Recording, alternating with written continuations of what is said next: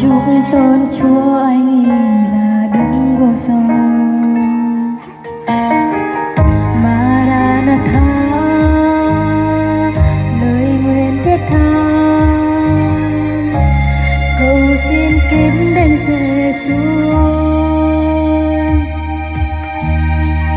Một ngày từ muôn nước trở về cùng Giêsu.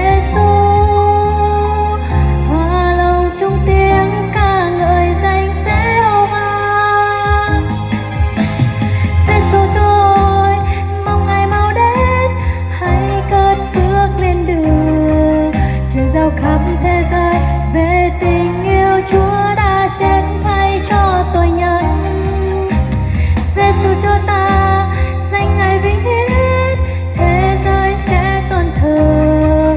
Mọi đời sống tinh thư dọn lòng nghênh tiếp cứu Chúa. Maranatha, Maranatha,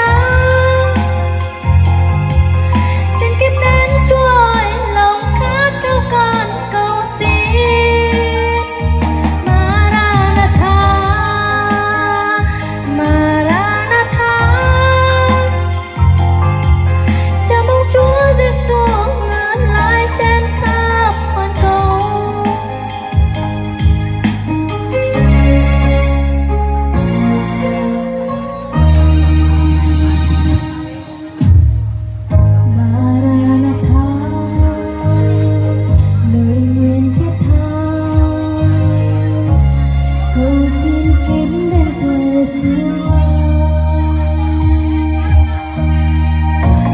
Từ muôn nước trở về cùng Giêsu,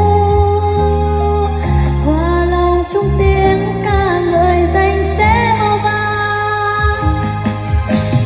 Giêsu trôi mong Ngài mau đến, hãy cất bước lên đường truyền giao khắp thế giới về tình yêu Chúa đã chết thay cho tội nhân.